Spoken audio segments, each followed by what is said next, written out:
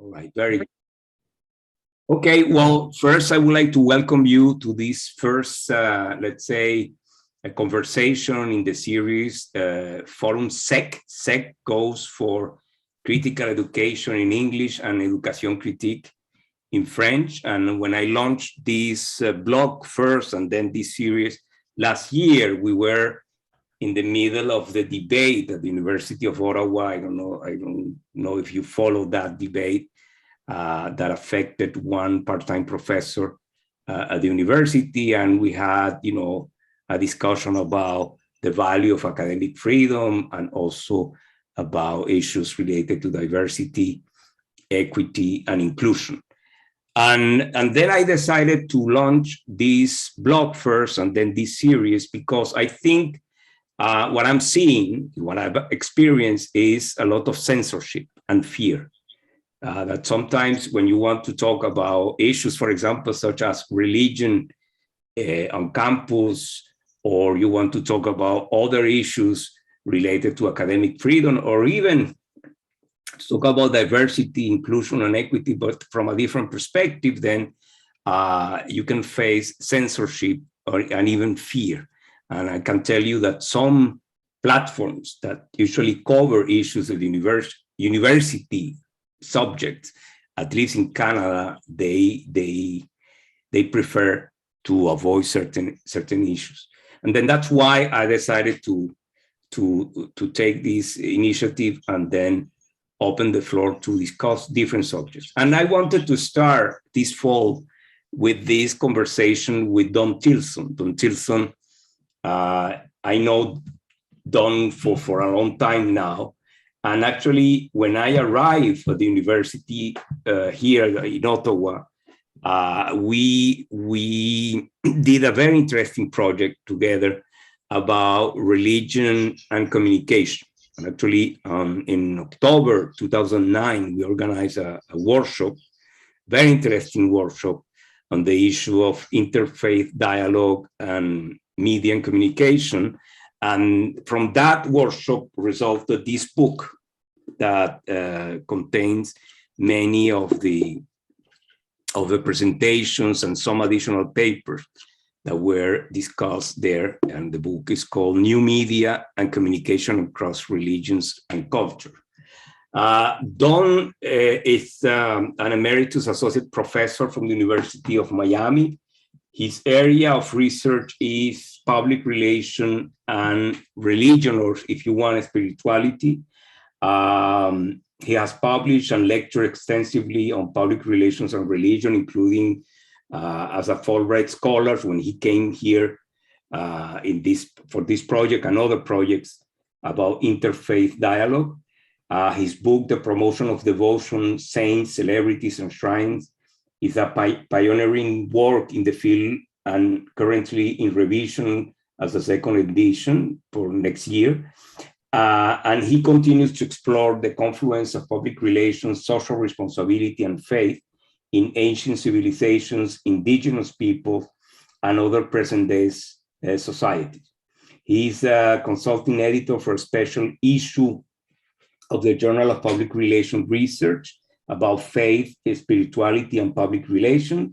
And he recently shared research on the effects of COVID-19 on the worship of Native American communities in Alaska at an international conference of the World Council of Churches and the World Association for Christian Communication. Thank you, Don, for accepting this invitation.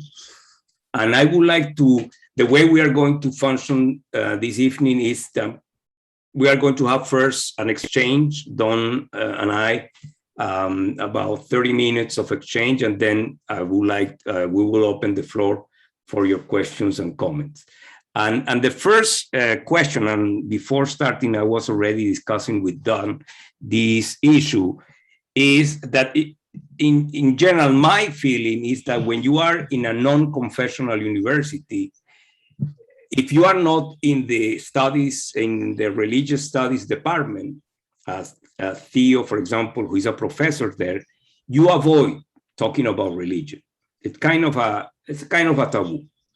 It's something that, yes, I mean, it's just for those in religious studies, and that's a and when it's outside that sphere, then it's a private matter that you don't want to discuss, that you don't want to talk about. And I would like to know, I mean, you come from the University of Miami, also a non-confessional university. Then I would like to know your impression about that. Why we prefer to avoid talking about religion at the university? Thank you all for coming. I know it's hard to break away from your busy schedules and all the things you have to do now that we finally maybe have some classes that are in person. So we're getting back used to doing that. And I don't know about you, but my style is very personal. And for me, teaching a course by Zoom just is not quite the same as interacting physically with my students in class. And I think there's something that's lost there in that personal touch. But we'll do the best we can this way. And I would guess all of you are from Canada somewhere or Ottawa. Well, I don't know Sid, but yes, I mean, the rest, we are all in Ottawa, I suppose, I guess. Okay. Yeah, I was up for the special roundtable that Isaac had mentioned before, which is rather pioneering and daring. And then I came back, thanks to him, on a Fulbright to teach a course in public relations and diversity, which I think, Isaac, we were a little ahead of our time because no one was talking about diversity as much as a buzzword as they are now. That's true. But we managed to really break some ground there. And what I was interested in pursuing also was trying to foster some interfaith dialogue, both on campus and in the community. And in a short stay, I was able to make some contacts and come up with some very good ideas, which I'm going to share one of them with you, which worked out very well at the University of Miami, a non-confessional university. Professors never confess at the University of Miami when they're accused of something. So they're very non-confessional. Um, well, the question I think before us is well put by Isaac, and I'd have to throw that question and a number of other things out, for us to talk about and think about today and beyond today, because this is an issue that will not go away. And it affects all of us. And it's not more than just talking about religion, spirituality, and faith. We're talking about freedom of expression. And I think that's the larger question is to what extent can we have genuine, true, vibrant expressions of freedom in how we talk about various issues, whatever they are. But does religion, faith, spirituality, however you want to define it, does it really have a place in academia? And that's I think the primary question here, because if you say no, well, then we sort of understand, what your answer is to the other questions. Does it have a place in courses that are taught, not just in the religion or theology department, but in other departments as well? I want to talk about that too. What about class discussions? You may not be in a course per se that's on religion, culture, and communication, but if an issue comes up that has that sort of dimension to it, do you feel comfortable talking about that in class? Do students feel comfortable that they can express their point of view in class? And there's some problems we have in that. Courses, campus activities. What about research? Is research in the area of faith and spirituality and religion, is it legitimate? Is it considered worthy of research at all, academia? If you're going up for tenure, or you're going up for full tenure, is it something that would be counted against you, or would it be considered in your favor that you're recognized in that research area? So some questions to bounce about as we continue and get into more of an open discussion. What are some of the challenges in academia to this issue of talking about, teaching about, working on projects, on campus in relation to religion, spirituality, and faith. Um, the religion department, I'm good friends with them there, and I've participated in a number of their panel discussions and other activities and so on. But I have to tell you quite frankly, and I say this in a very objective way, if you're looking for where all the atheists are, they are in the religion department. And I say that because I've sat in on some of their lectures and I've heard their points of view in our roundtable discussions that are open to students. And they denigrate all faiths. So they're very ecumenical.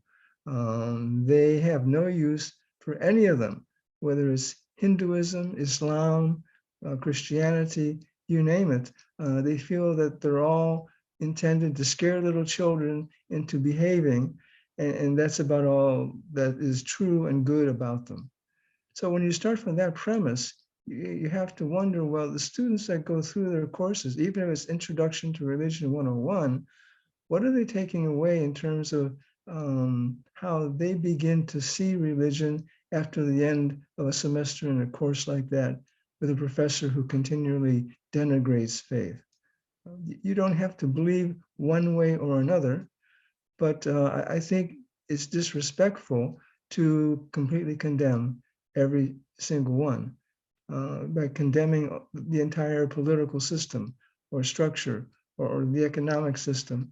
Just, I would like to clarify something. What you are yeah, saying is that religion, from that point of view, is an object that should be studied, that should be understood, yes, but from a very distant perspective, without bringing into the discussion or even the research or the understanding of religion the way people feel about their beliefs or their faith or their spirituality. I mean, that I think you can. as communication, as society, as literature, that at the end becomes, and I know we do have a professor from, I mean, Theo is a professor from religious studies, and maybe he will have comments afterward, but just to understand, I mean, that you see that as a problem. No, Isaac, I don't. I think if you are genuinely a responsible person and you are open-minded, even though you may profess a particular faith, you certainly don't want to promote your own faith in the course. Okay. And you don't want to deny all the others, including your own. But in the course, I designed religion, culture, and communication, which I taught for many years in the School of Communication. And I have to add that it was always standing room only. And we had about 30, 40, 50 students in class. And they came from all backgrounds, all disciplines, history, political science, not just religion. But even some of the religion students came to my courses because they understood that when I and they spoke about faith, we talked about it not just objectively, but we talked about it in a way where we weren't afraid to express our opinion. I respect all faiths. And in fact, part of the course we looked into was not what the divisions were, because I think we could talk about those for years, but what are the commonalities? This is what Isaac and I touched upon in our course on public relations and diversity. How do we find common ground? Well, I think we can find common ground if we're objective enough to say, well, most religions, have this sense of caring for others. In fact, it's almost a command: take care of widows and orphans and so on. There's a genuine sense of social responsibility. So as you begin to explore those commonalities, you realize that, hey, there's something to this, and that's something we can certainly build on and go forward.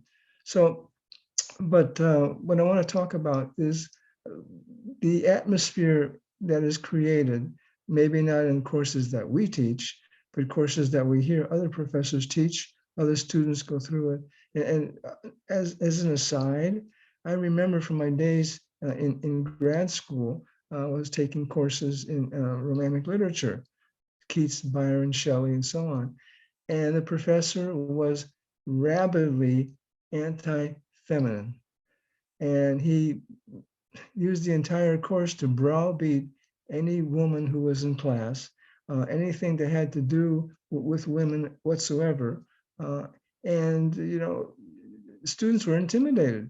And I think because he was overbearing, he was a full professor. I mean, like, what can you do to a full professor? Even if they kill someone, you can't get rid of them.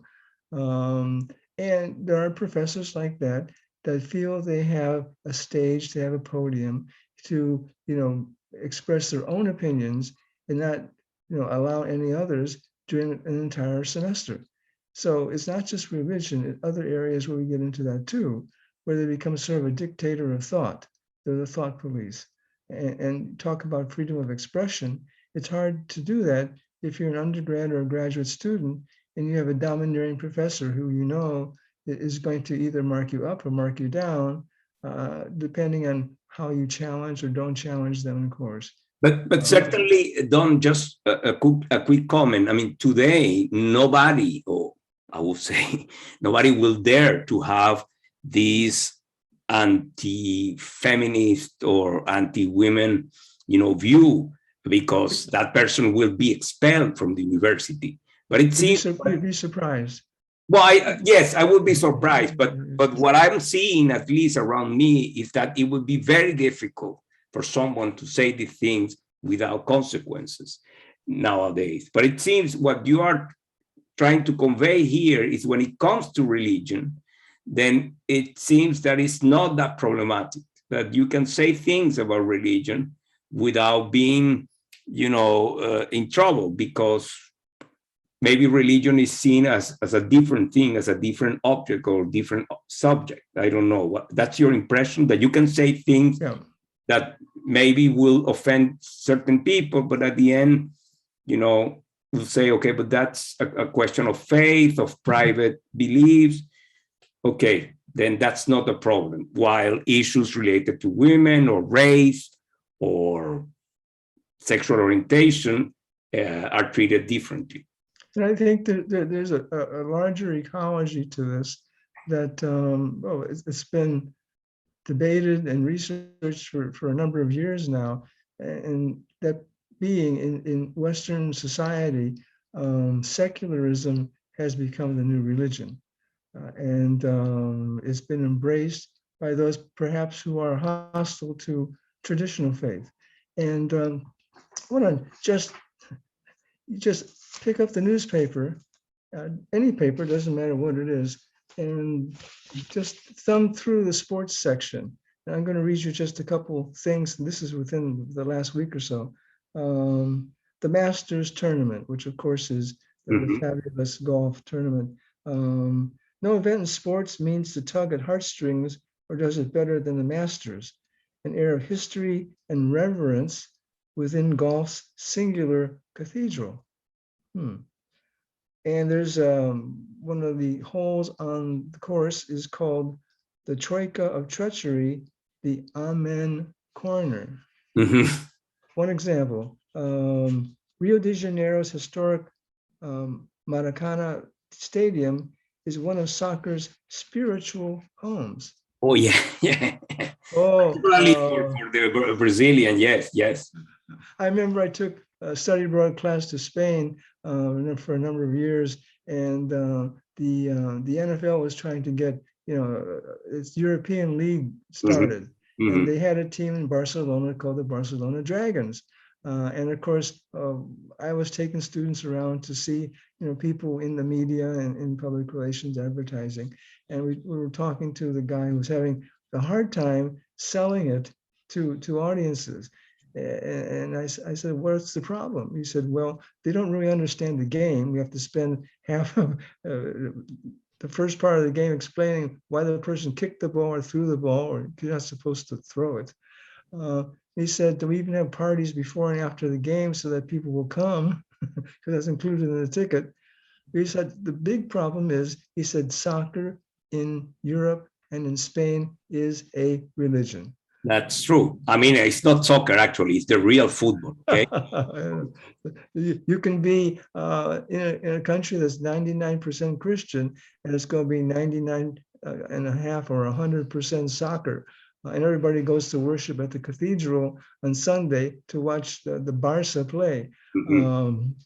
Here's this is across the board, all sports. We're talking about in Ottawa and in Canada, it's the game, which is hockey. Mhm. The Stanley Cup champions were announced, of course, and the Tampa Bay Lightning.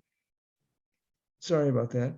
It was a far cry from the tradition of presenting hockey's holy grail to the captain. So now we have a holy grail.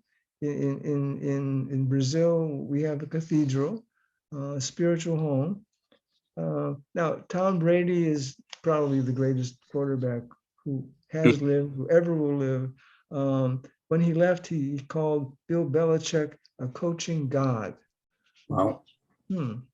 And one last one last example. This is in football again. Uh, Player caught a pass that was absolutely an incredible play.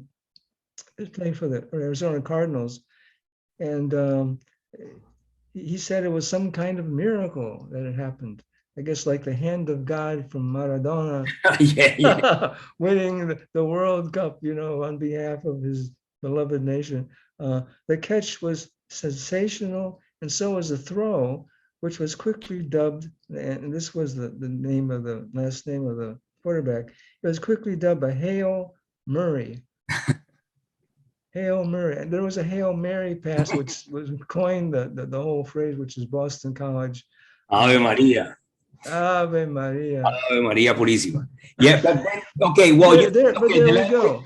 of There we religion go. it's in sports, but then when it comes to, I mean, we can adopt that language without problem when it comes to sports. It's appropriation of language.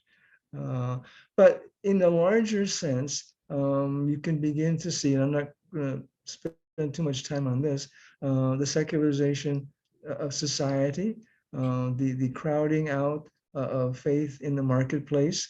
During COVID, uh, on Channel 2, which is a public television channel, they regularly ran public service announcements saying, stay home, do not go to your house of worship, pray at home. Mhm. You don't belong in the marketplace. Stay where you belong. In fact, you should, when we finally get over this, you probably should all continue to stay at home. Do not pray at your house of worship. And the evangelicals in the South, in the United States, said, we're going to our houses of worship on Sunday. We intend to worship as we've always worshiped. And state troopers came and began taking the license plate numbers of everybody who was there. And they said, you can arrest all of us. We don't care. We are going to continue to pray, to worship as we please, not as the government tells us we have to please. Which So is a very American thing. I mean, because well, yes, we I haven't guess. seen that here, for example, in Canada. I mean, even though maybe in West Canada you have some people, against these public health measures, but this is a very American thing. But just okay, it's true. I agree with you that we are very secular somewhat, but also there is the problem of the bad publicity that religion is getting also. Well, yes, they're their own worst enemies. But I not, mean, and again, we can mention. I mean, we can mention all the scandal about the abuses in the Catholic Church. We can talk about fundamentalists in different religions. You can have, radicalization in the name of religion, etc., which is also a problem. and I guess you could say, well, across the board, we've also had some pandemics in politics. Someone by the name of Donald Trump. Mm-hmm. And when you get to the point where you demonize, and this is, I'm appropriating language again, when you demonize the other side, it shouldn't be surprising that you begin revolt, and you have an entire mob taking over the United States Congress, the House of the People. That is absolutely deplorable, intolerable. It should never have happened. And I don't care which side of the political fence you're on. I mean, when you get to that point, that's an insurrection. But besides all of that, what I do want to say is that, well, if all that is true, then how are we beginning to see, something bubbling forth in terms of academia, research, courses, campus activities, which speaks to spirituality? Let's not call it religion. Let's not call it faith. I want to give you some examples. Um, Isaac mentioned a special edition, a special issue of the Journal of Public Relations Research, which is now on its way to the printer. It should be out in December. The first time the journal has ever devoted an entire issue, and it's called Faith, Spirituality, and Public Relations. And they've asked me to be the consulting editor on it. And in fact, one of my graduate students in public relations, doctoral students, is the editor, and he's out in Caltech. And he asked me to oversee this project because it was so special and it was so new. We wanted to make sure that we represented, research well. And we had a flurry of entries. And if we could have had 2 issues, we probably could have filled up 2 issues. And what I had told him is that this is something that we need to pay attention to because it's not new, but it's been bubbling up to the surface for some time. Marketing research, sociology research certainly has explored spirituality, faith, religion for years.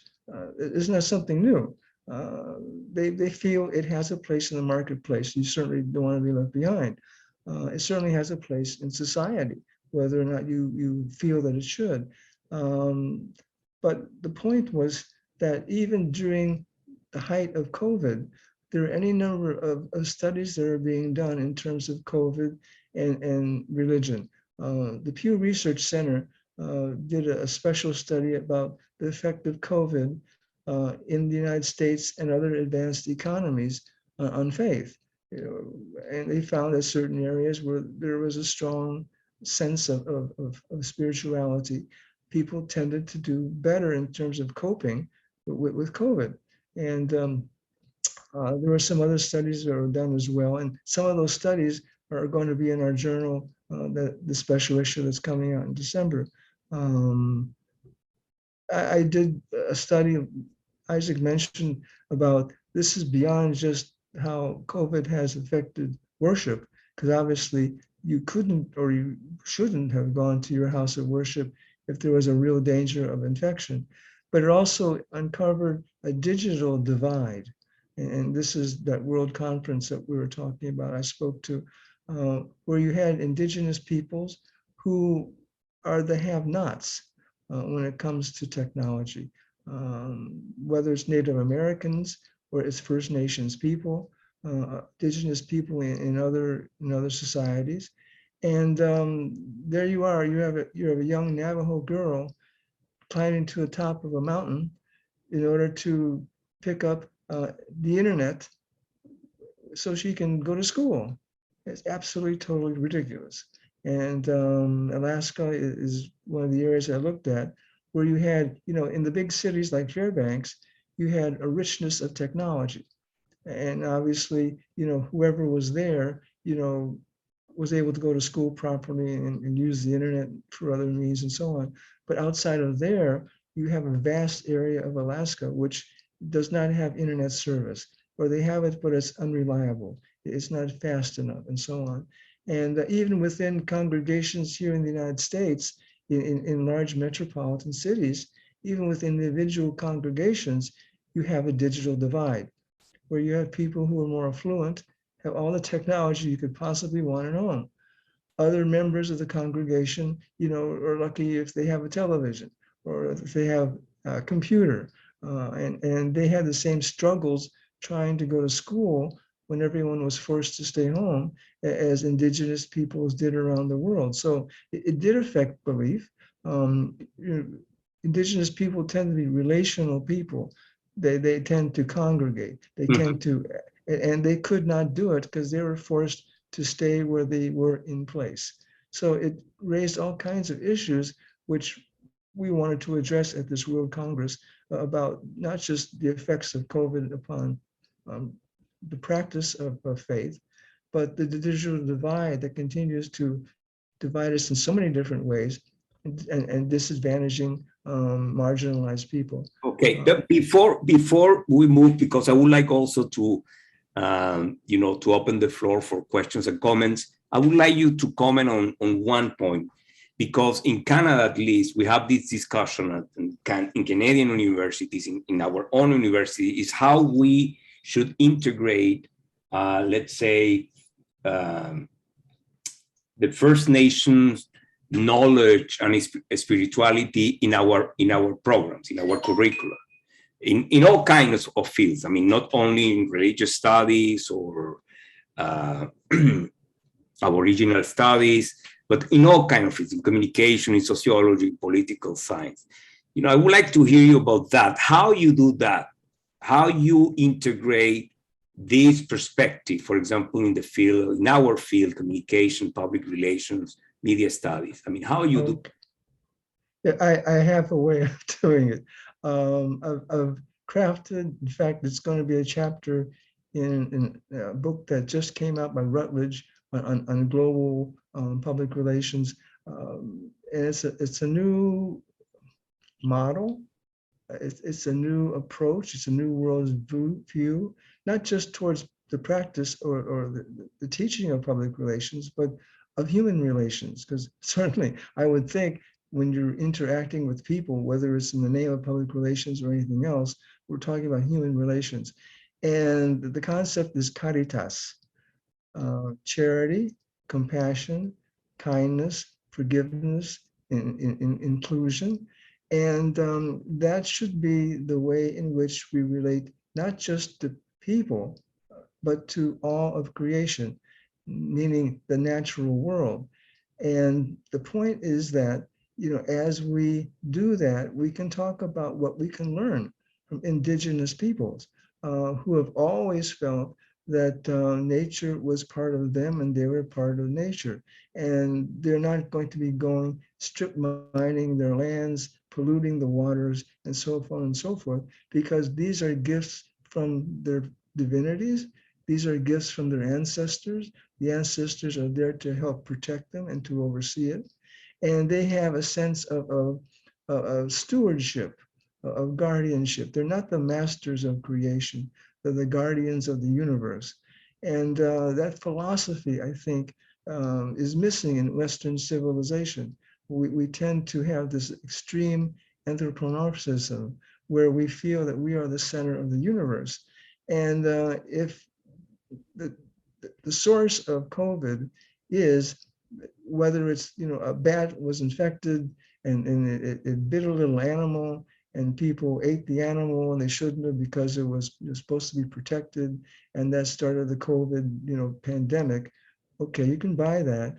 But then again, you're still talking about upsetting the natural order, doing things you shouldn't do. And someone had tracked the bats and they said, well, they came from another province because the climate change was so extreme, they had to leave town and find another climate that they could live in.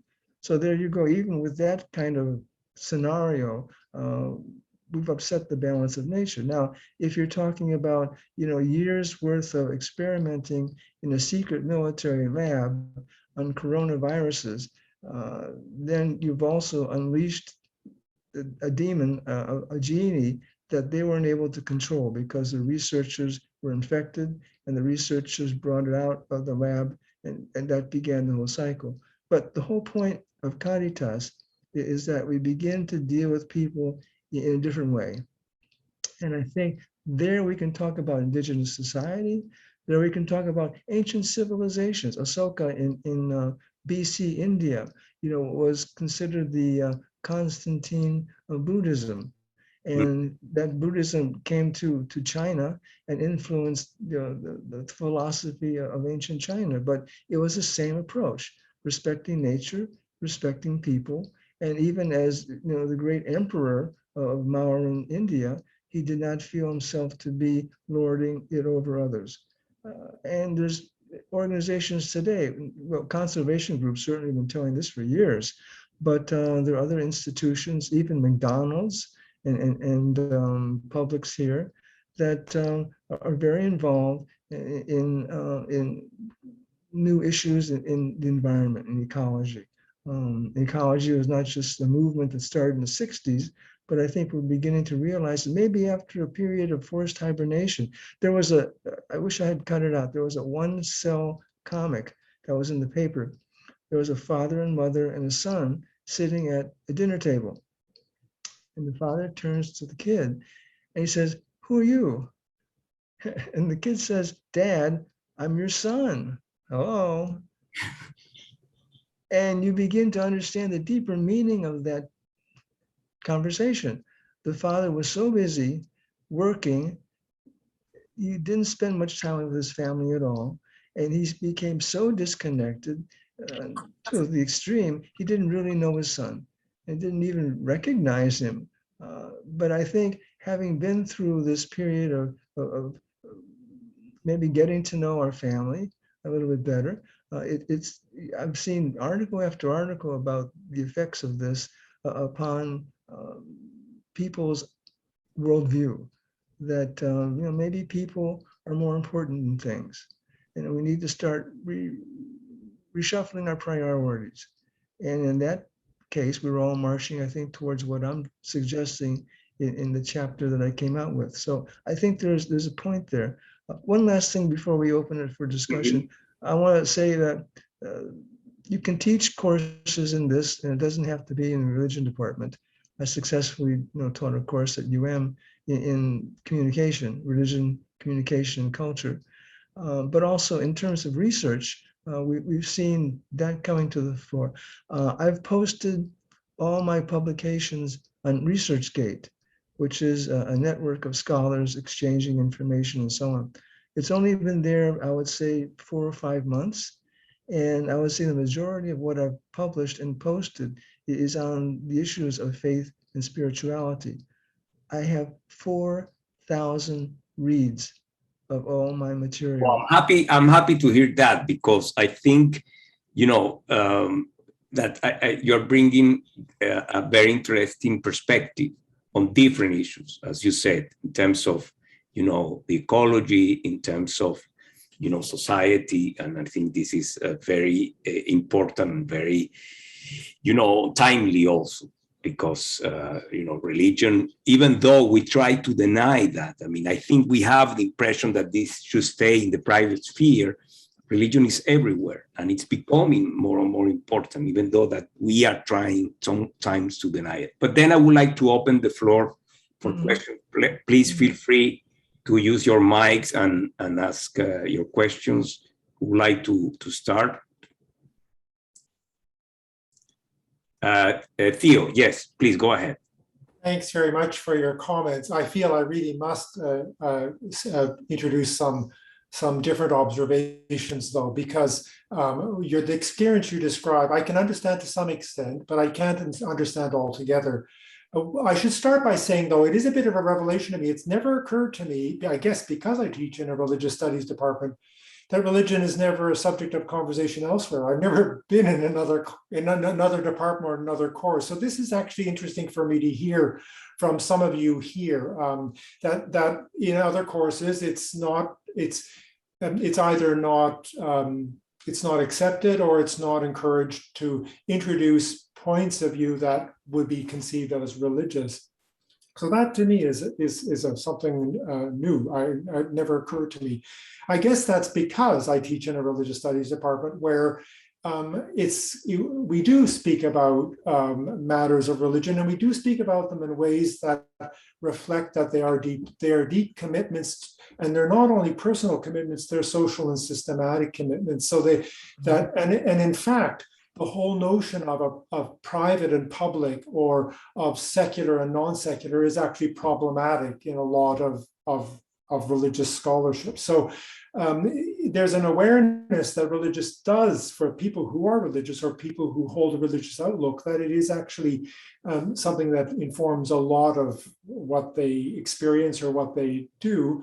And there's also an awareness that what you call religion and what you call non-religion is very problematic. So there's a whole complexity to the field that I think people who study religion or people who teach in religious studies department are probably aware of.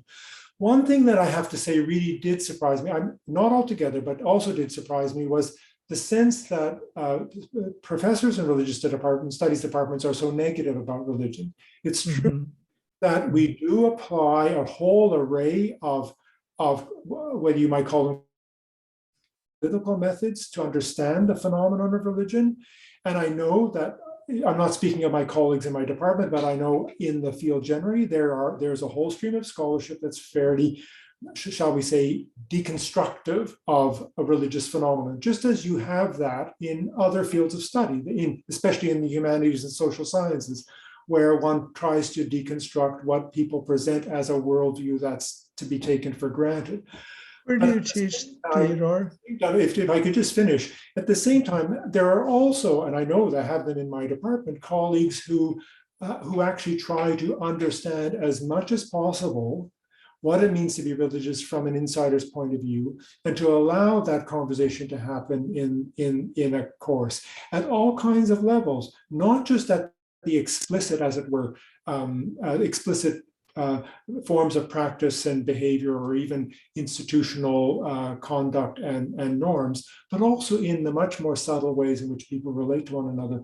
So I have a slightly more, I guess, a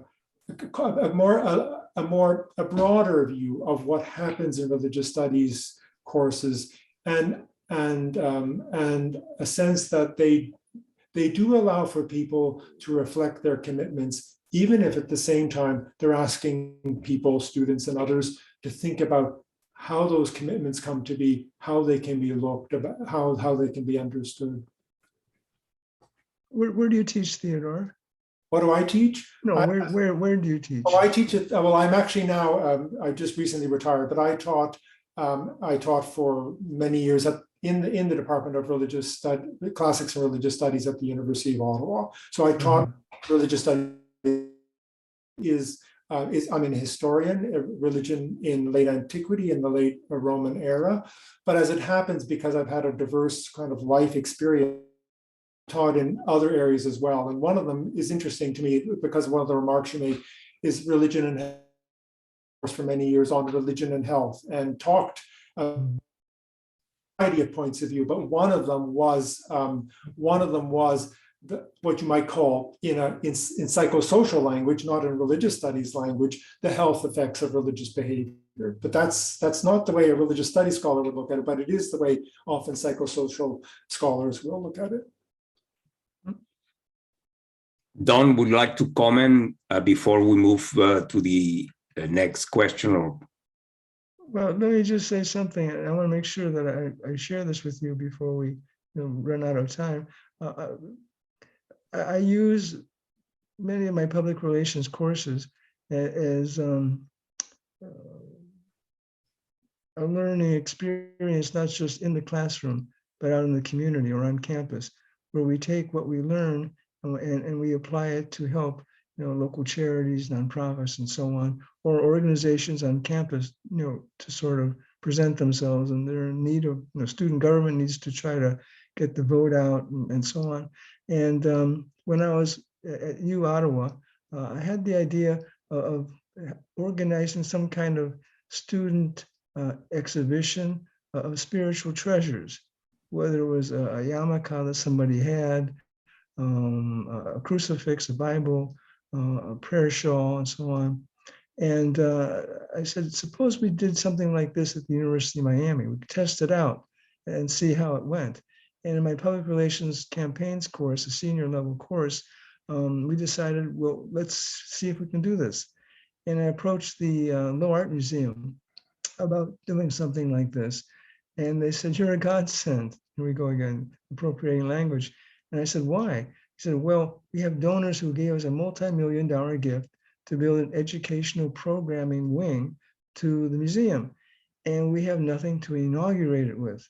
And I said, well, this would be a showcase of student treasures It would be selected by the chaplaincies here, so it would be ecumenical. The students would be involved in promoting it. And the point would be to foster some interfaith dialogue, not just during the opening of the showcase, but beyond. And this would be during a diversity week, which we had on campus, they have every year.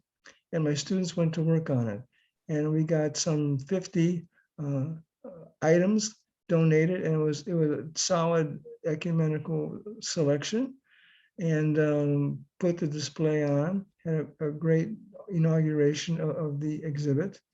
And after about a week, when we should have been closing it down, the donors went to the director of the museum and they said, we'd like for this to stay up, because they had so many people who wanted to see it. We did exit surveys that said they wanted more of this kind of programming. And they said, would you leave it up until the end of the year? I said, well, we'll ask the students if they could let us, have their items on loan, until then. And all of them said yes, because they felt there was value in this, in having an exchange, realizing commonalities. So that's exactly what we did. And to my knowledge, Isaac, and we talked about this before, this was the first time on a college campus in the world where something like this had been done to showcase student treasures who they got up and talked about what their items were. And I felt it was something that brought back to my class a deeper dimension of what we should be doing when we talk about practicing public relations, how we treat other people with respect and honor. And I've since got any number of letters from students. This was maybe 5, 6, 7 years ago, who are telling me, today, said, thank you for doing that. You exposed me to a way of thinking about other faiths that I had never, ever thought of before. And you changed my life. In fact, I had a student right now going for a doctorate. She said, that course completely turned me around. So, I think there are ways that we can activate this sense of what we're talking about in various campus activities. And this is not to say that, we didn't run into any kind of, pushback on this. The woman who organized the Diversity Week said, well, you should only do it for a week. And we said, well, you talk to the director of the Art Museum and the donors and see what they have to say. And they said, no, we want it up as long as we can. And that's exactly what we did. So anyway, but I think courses, research, campus activities, there is a place for this if we handle it the right way. Okay, well, thank you. Yes, any other question? Sid, please. Yeah, I don't know if it's a particular question. I work as a chaplain at the University of Ottawa and help coordinate the multi-faith chaplaincy services there. And the conversation I've had within student services over the years has been one of, if it's a university, do you want your students being as ignorant about religious realities when they leave the institution as when they come in? Because if we're educating within a global society where this information is available everywhere, should we not be finding ways to think about religious perspectives within any different course as a matter of contemplating any subject matter, whether it's English or political science or any of these things, because of the way that they tend to overlap in different spheres of society. So there's almost a responsibility to, on some level, bring religious perspective into it. It doesn't mean that you're advocating for a religious position or advocating for one over the other. In fact, I think you do well to bring in many different and to bring in practitioners of various faiths as voices to help understand components that integrate. And certainly from a services perspective, as they talk about wellness matters within the university, you have the 7 pillars of wellness, and spirituality is one of them. And that's a shifting conversation over the last number of years where we're now talking more about what do we do to make space within the universities for people to be able to practice their beliefs and also learn from one another. So I think it's irresponsible for universities not. I'd love to hear your thoughts on that. Yes, Sid, I'd like to say, and you hit it right on the nose. I mean, if we consider our students educated, as they should be at leaving university, and we feel that legitimate areas of study are business and science and math and technology and media, and so on and so on and so on, why not faith? And certainly, it doesn't mean you have to propagate a certain faith, but certainly if you're going to understand the different faiths that you will encounter, you need to have some background. And this is really what we're talking about here. Yeah, in my respect, in pop psychology, you have people who do things like Myers-Briggs tests, and they try and get personality types. And if you understand the personality types, you can better work together in a group. Well, there's a component, I think, of religion that is similar. If you better understand people's religious identities and belief systems, you can make room for them and have more empathy for their perspective when dealing with a variety of subject matters. Yeah, just I would like to add a quick comment. I used the example of the Tower of Babel in a course that I gave about globalization and communication. I mean, because somewhat the idea of the Tower of Babel is that, you people share the same language and they were able to work together because they shared the same language and the same purpose of building this tower, whatever. And I remember, that was a second year course in communication. And I remember when I presented this story to my students, most of them, they didn't know anything about the Tower of Babel,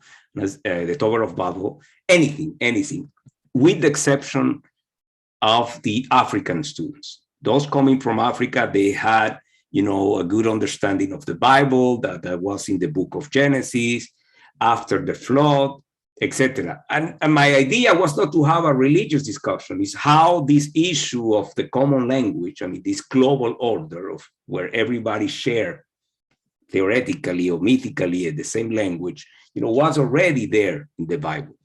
And I was surprised to find out that most of the students were completely ignorant about this story. They didn't know anything. And that surprised me. I mean, that really surprised me, because it means that there is something. I'm not talking about religious indoctrination. I'm not talking, about their beliefs, personal belief. I'm about talking about universal culture. I mean, there is something missing there. I mean, it's a lack of understanding of the world, as you said, Sid. And yes. I think the less we know, I think the more dangerous the territory in terms of influences upon us that will lead us in directions that are, against the common good. Well, yeah, I mean, that's I see that as also as a problem, but I think it's a problem of it's a basic understanding of the culture. I mean, how you cannot have any knowledge, a basic knowledge of the Bible. I mean, it's amazing.